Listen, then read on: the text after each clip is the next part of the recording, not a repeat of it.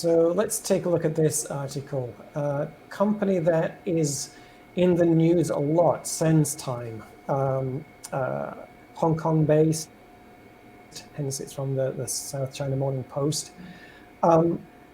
What's interesting with this one that I find is Sensetime up until now has been famous for building facial recognition systems Right. that go into all sorts of areas. But they're moving beyond that into using their recognition systems in manufacturing.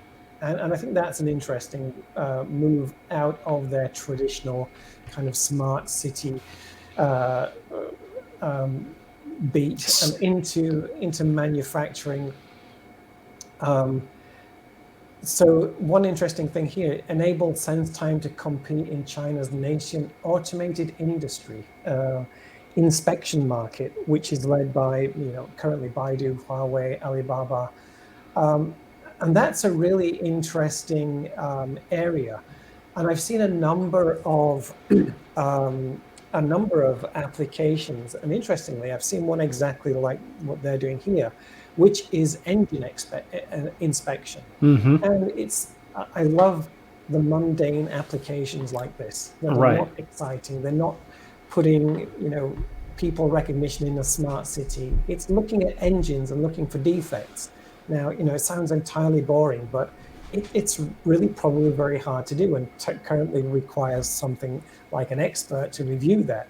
But look at this use case. If an engine happens to be defective and you miss it and it breaks in a car, how much does that cost to recall and replace? Thousands and thousands of dollars, potentially tens of thousands of dollars. And I know I've seen other companies doing this with Rolls-Royce engines for airplanes. So really mundane kind of applications, looking at an engine and spotting defects, but incredible use cases. So I like the use case. I like that Sensetime's moving away from tracking people. I was going to say, it's nice to see them moving away from the surveillance industry and into the more manufacturing space. But I think this is, from the enterprise perspective, it's nice to see, and I've seen a lot of really great companies starting up now that are focusing on those areas like manufacturing, where typically all the money in AI was focused on financial services, maybe insurance, healthcare, those kind of areas. But now they're moving into different areas like manufacturing, and that's great to see. And I've been advising, quite a number of companies that are all focusing on these kind of areas, and I find that exciting. Excellent.